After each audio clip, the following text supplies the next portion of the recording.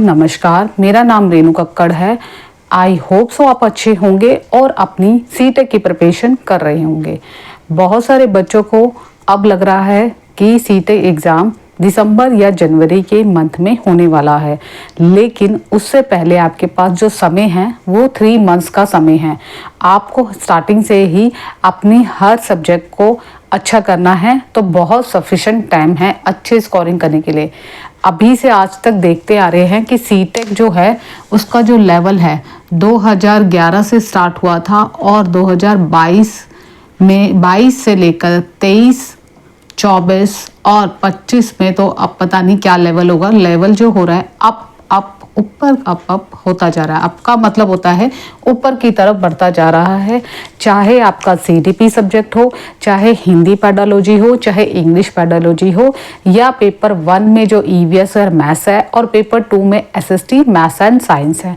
तो आप सभी को स्टार्टिंग से ही अपनी कमांड हर एक सब्जेक्ट में रखनी है अच्छी तरीके से।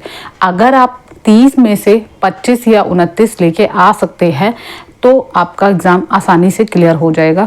अगर आप हो सकता है कि आप हर बार 1 या 2 नंबर से रह रहे हैं, तो ये वीडियो आपके लिए बहुत ही हेल्पफुल होने वाली है। आपके हर एक पॉइंट को मैं क्लियर करने की कोशिश करूँगी। आज की वीडियो में हम समझेंगे हिंदी पेडालॉजी का सबसे पहला टॉपिक है, जिसमें कहते हैं अधिगम और अर्जन होता क्या है। उसके हम विशेषताएं समझेंगे, उसके उदाहरण समझेंगे, फिर हम ऐसे ही आपके इंग्लिश पेडालॉजी में भी समझें। अगर आपने हिंदी पेडालॉजी को समझ लिया तो आपको इंग्लिश समझने में आसानी होगी, क्योंकि बहुत ही किसी बच्चों को इंग्लिश में थोड़ा डिफरेंट लेकिन सेम टॉपिक है। मैंने आपको इससे पहले 2 वीडियो दे चुकी हूँ, जिसमें मैंने पहले में सिलेबस डिस्कस किया था, फिर मैंने सिलेबस के बाद सीडीपी के मोस्ट इम्पॉर्टेंट टॉपिक डिस्कस किए हैं। उसके बाद मैंने सीडीपी की फर्स्ट क्लास हो चुकी है, जिसमें विधि और विकास के बारे में मैंने डिफरेंशिएशन किया, यानी अंतर को समझाया है, साथ ही उनकी डेफिनेशन को समझा दिया है। अगर आप प्लेलिस्ट में जाएंगे वहाँ पे भी मिल जाएगी वीडियो, या आप डिस्क्रिप्शन बॉक्स में लिंक दूंगी, वहाँ से भी आप क्लिक करके देख सकते हैं। अगर आप 0 से स्टार्ट कर रहे हैं, अगर ऑलरेडी आप समझ चुके हैं, अगर आपको लगता है कि कहीं ना कहीं आपकी कमी रह गई, तो हो सकता है कि इस वीडियो के माध्यम से आपकी कमी दूर हो जाए, है ना। स्टार्ट करते हैं। इसमें हम समझेंगे हिंदी पेडालॉजी में सबसे पहला जो मोस्ट इम्पॉर्टेंट है, हिंदी सीटेक 2025 शिक्षा शास्त्र, अधिगम एंड अर्जन। अधिगम को हम इंग्लिश में कहते हैं लर्निंग और अर्जन को कहते हैं एक्विजिशंस, यानी कि किस तरीके से बच्चा अपनी भाषा को, अपनी लैंग्वेज को एक्वायर करता है, ठीक है, वो हमारा होता है अर्जन। और जो लर्निंग मतलब जो बच्चा एक नियम से, एक तरीके से, एक माध्यम से भाषा को सीखता है, जिसको कहते हैं लर्निंग, ठीक है। ये दोनों ही सिंपल है, बहुत ही इजी है। ये 1 नंबर का क्वेश्चन आता है, जिसमें आप पूरे 1 नंबर ले सकते हैं। 1 मार्क्स का क्वेश्चन आता है, चाहे इंग्लिश में ले लो, चाहे हिंदी लैंग्वेज में ले लो, चाहे उर्दू में ले लो, जो भी लैंग्वेज आपकी चूज करेंगे, जब फॉर्म फिल करेंगे तो उसमें हेल्प करेगा। सबसे इंपॉर्टेंट पॉइंट है कि अधिगम होता क्या है। अधिगम आपसे अब तक पढ़ते आ रहे हो, जिन बच्चों को फर्स्ट टाइम पढ़ना है तो इस चीज को समझ लीजिए। हो सकता है कि आपका गैप पीरियड ज्यादा हो गया है और इस कंसेप्ट को हमने बीएड में पढ़ा था, अब नहीं समझ में आ रहा, तो समझ लीजिए। सबसे पहला क्या होता है अधिगम, लर्निंग कब होती है, जब बच्चा शुरू से लेकर 3 साल से, जब स्कूल एज से ही जाता है, तब यहाँ पे लर्निंग शुरू हो जाती है कि एक सिस्टमेटिकली तरीके से, एक सीक्वेंस में, एक तरीके से, एक सही नियम के अनुसार। नियम मतलब जो भी उन्होंने व्याकरण के नियम हो सकते हैं, या भी कोई भी भाषा के नियम होते हैं अपने, उसको सिखाने का एक तरीका होता है, जिसमें हमें लर्निंग की बात की जाती है।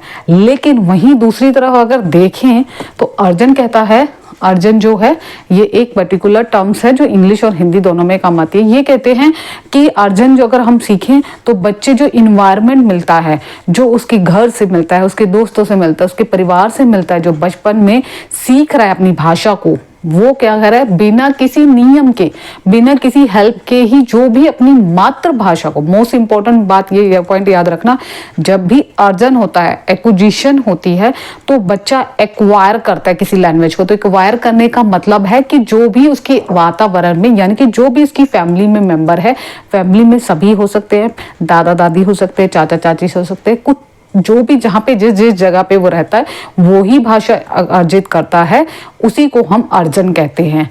अर्जन में हमारी मातृभाषा आती है, जो भी उसके आसपास के क्षेत्र की बोली बोली जाती है। सपोज एक बच्चा का है, बच्चा और एक इंडियन बच्चा है, तो दोनों में डिफरेंसेस क्या होगा, जो बच्चा यहाँ पे होगा वो ज्यादातर यहाँ पे जिस क्षेत्र में रह रहा होगा, हो सकता है उस क्षेत्र में हिंदी ज्यादा बोल रही है, तो वो क्या जल्दी कौन सी लैंग्वेज सीखेगा, हिंदी लैंग्वेज, यानी कि वो उसकी मातृभाषा होगी। सपोज वो बाहर रह रहा है, बाहर वो अंग्रेजी बोल रहे हैं, सारे उसके फैमिली में उसके मेंबर जितने भी फैमिली मेंबर है अंग्रेजी बोल रहे हैं, तो कितनी कौन सी भाषा सीखेगा, मातृभाषा उसकी कौन सी होगी, इंग्लिश होगी। यहाँ पे डिफरेंट बताने की कोशिश कर रही हूँ कि किसी भी इन्वायरमेंट में रह रहा है बच्चे के आसपास जो भी भाषा बोली जाएगी वो उसको जल्दी से एक्वायर करेगा, अर्जित करेगा और आसानी से सीख पाएगा। ये अर्जन का उदाहरण था।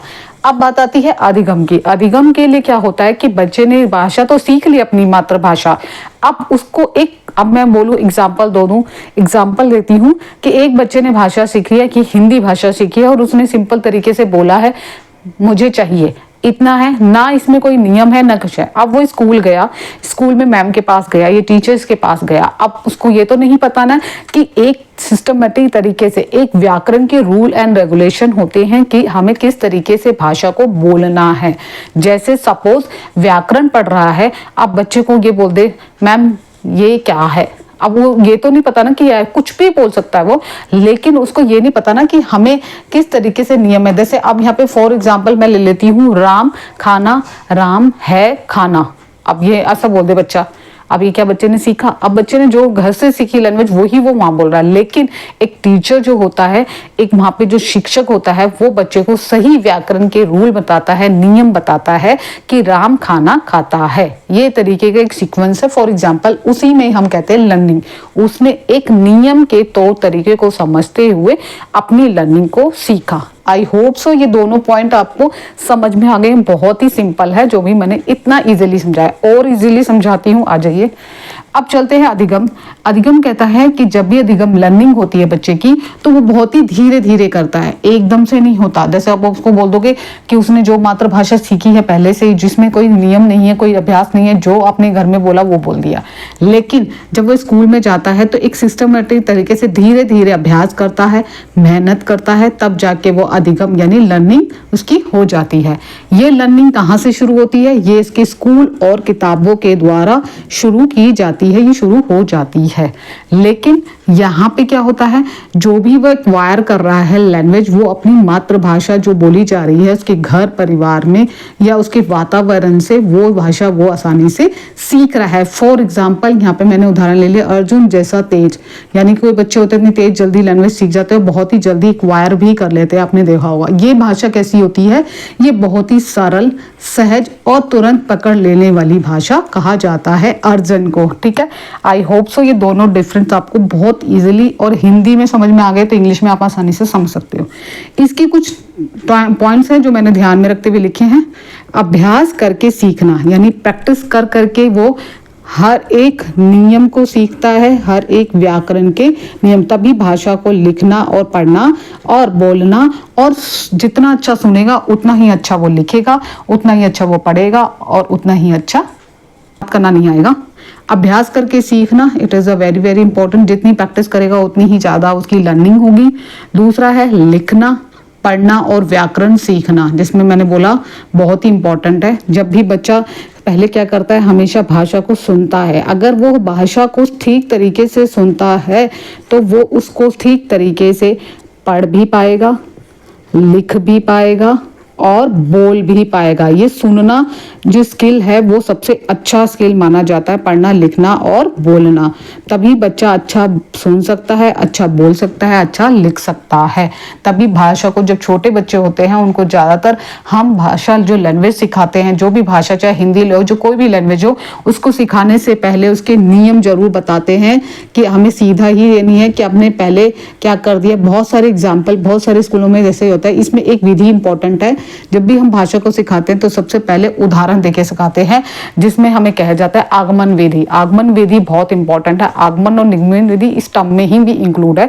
जब भी बच्चे को भाषा सिखाई जाती है, कोई भी लैंग्वेज सिखाई जाती है, कोई भी संज्ञा सिखाई जा रही है, तो फॉर एग्जाम्पल देखेंगे राम घर गया। अब यहाँ पे राम घर गया तो उसको पता होना चाहिए कि इसके क्या नियम है। अब यहाँ पे संज्ञा की बात हो रही है तो राम आपको पता ही है व्यक्तिवाचक संज्ञा है।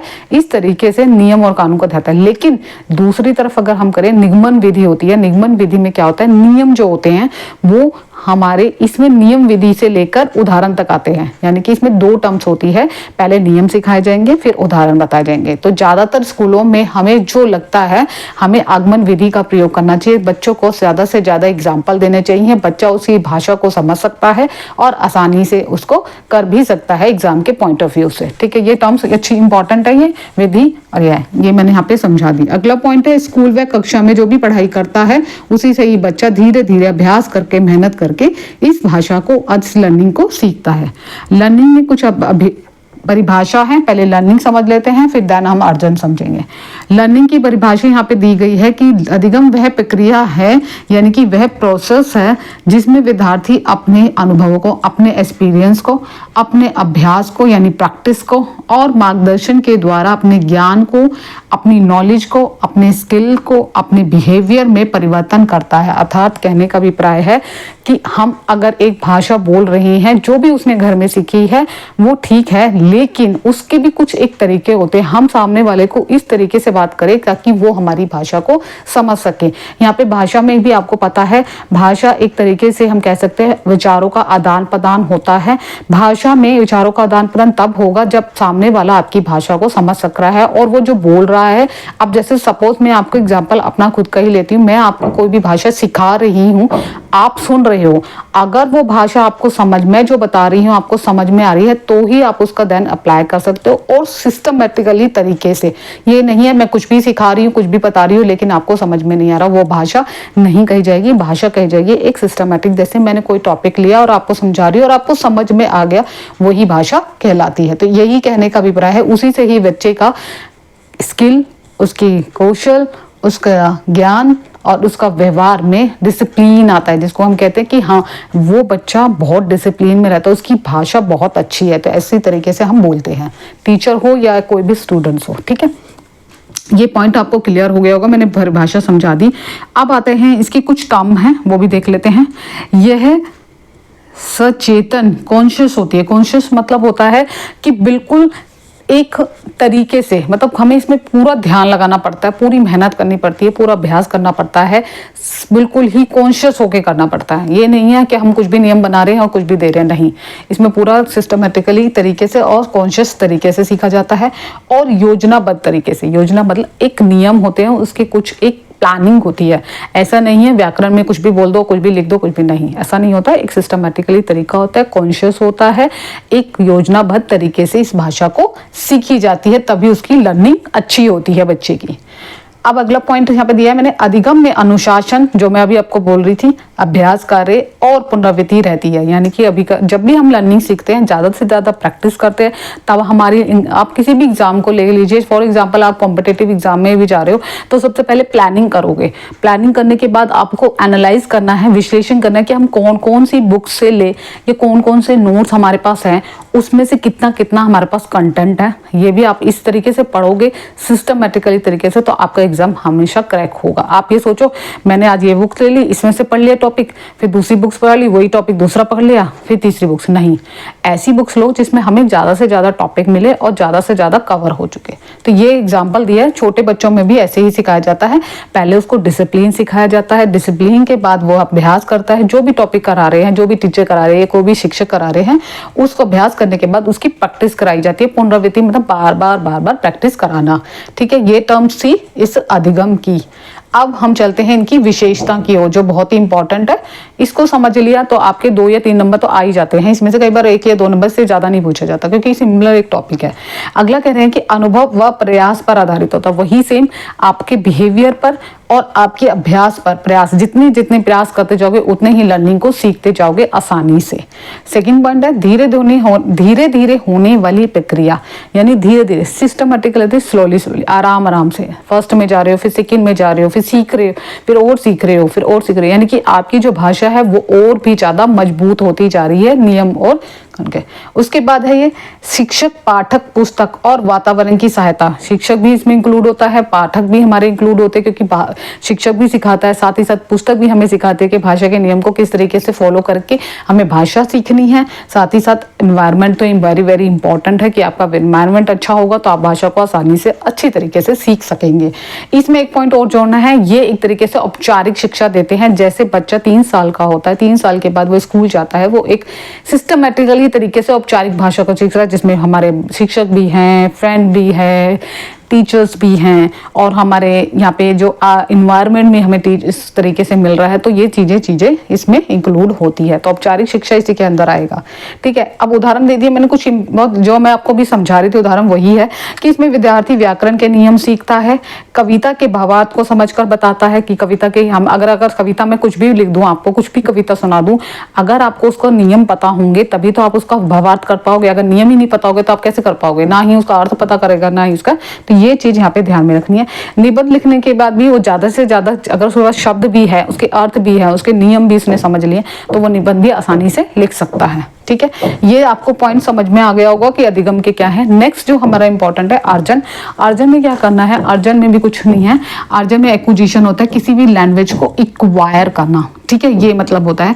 इसमें पॉइंट्स मैंने कुछ लिखे हैं, बिना मेहनत से अपने आप ही सीख लेता है। इस तरीके से ये एक तरीके से बिना मेहनत करके अपने आप सीख लेना एक तरीके से मातृभाषा होती है, जो भी उसके घर परिवार में बोली जाती है। जैसे जिसमें कहते हैं बोली, जो क्षेत्र विशेष को ध्यान में रखते हुए बोली बोल सकती है, कोई भी भाषा हो सकती है। अगर वो बिहार में रहता है तो बिहार में भोजपुरी भाषा बोल सकता है, मगही भाषा होता है। हर एक क्षेत्र की अपनी अपनी भाषा होती है, हर क्षेत्र की अपनी अपनी बोली होती है, वो बोलना सीख जाता है।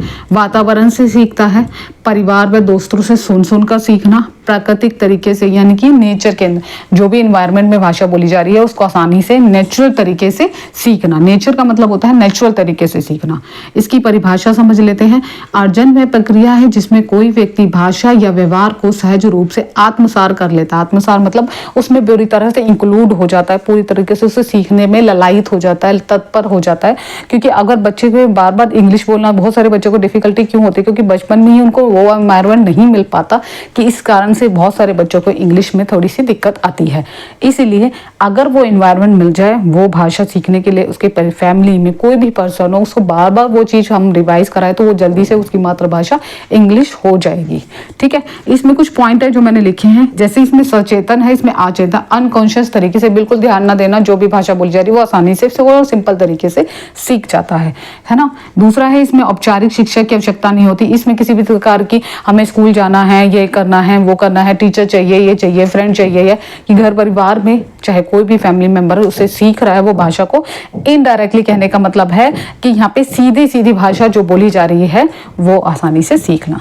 विशेषता इसकी इंपॉर्टेंट है, सरल और सहज स्वाभाविक प्रक्रिया से सीखता है। इंपॉर्टेंट है क्योंकि इसमें कुछ का हमें नियम नहीं देने या ये तरीका नहीं बताना, ये कुछ नहीं करना। और दूसरा है बचपन से, यानी बाल्यावस्था से ही मातृभाषा के नियम को सीख जाता है, मातृभाषा की भाषा को सीख जाता है। ये कहने का इसमें नियम की भी आवश्यकता नहीं होती, इसमें व्याकरण की भी आवश्यकता नहीं होती, इसमें नियम की भी आवश्यकता नहीं होती, ये अनौपचारिक शिक्षा की भी आवश्यकता नहीं होती कि हाँ इसमें पर्टिकुलर परिवार और फैमिली और दोस्त से जो सुनता है वही वो बोलना सीख जाता है। उदाहरण के लिए मैंने यही पॉइंट दिए। अभ्यास की जरूरत नहीं होती, बार बार उसे प्रैक्टिस करने की जरूरत नहीं है, वो फटाफट से आप बहुत सारे वर्ड को सब शुरू में देखता है कि पापा बोलना सीख जाता है, पापा, फिर बबलाता है वो एक भी पा पा पा, फिर माँ माँ माँ, च च च, यानी सेम साउंड के वर्ड्स वो आसानी से बोल लेता है। फिर धीरे धीरे दो, फिर एक शब्द, फिर दो शब्द, फिर तीन शब्द, जैसे जैसे एज बढ़ती है वैसे वैसे वो भाषा को सीखना शुरू कर देता है बिना किसी की हेल्प से। आपने बहुत सारे बच्चों को ऐसा देखा होगा, बहुत सारी कि एक लैंग्वेज तो उसने आती है, दूसरी लैंग्वेज भी उसी एज में। कहते हैं कि एक से, हम कहते हैं जीरो से जब बच्चा जन्म होता है, 1 साल से 5 साल तक के बीच में जितने भी बच्चे होते हैं उनको जो भी भाषा सिखाई जाए वो बहुत जल्दी एक्वायर करते हैं, क्योंकि उनकी ब्रेन स्टॉर्मिंग बहुत स्ट्रांग होती है और वो उसको उस टाइम पर जो भी चीज सिखाओ जाओगे वो बहुत जल्दी एक्वायर करेगा। इस एज के बाद फिर क्या होता है कि थोड़ा स्लो तो नहीं, कैसे सीख सकता है, लेकिन उतना टाइम नहीं है जितना टाइम इस टाइम पीरियड में वो सीख जाता है। घर घर परिवार की बोलचाल भाषा सीख लेता है, जो मैंने अभी आपको बताया। जिस क्षेत्र में रहता है वहां की बोली भी अपना लेता है। बिना व्याकरण के नियम के द्वारा पानी दो जैसे शब्द बोल लेता है, यानी कि सिंपल तरीके से आप अपना भाषा जो सिखा रहे हो वो आसानी से बोल लेता है। तो ये मैंने छोटा सा टॉपिक लिया था। ये हिंदी और इंग्लिश दोनों में ही इंपॉर्टेंट है, किसी भी लैंग्वेज में, चाहे सपोज आपका संस्कृत है, बस भाषा का फर्क है, क्योंकि मैंने भाषा हिंदी लिखी है, कुछ थोड़े पॉइंट्स लिखे हैं इंग्लिश में।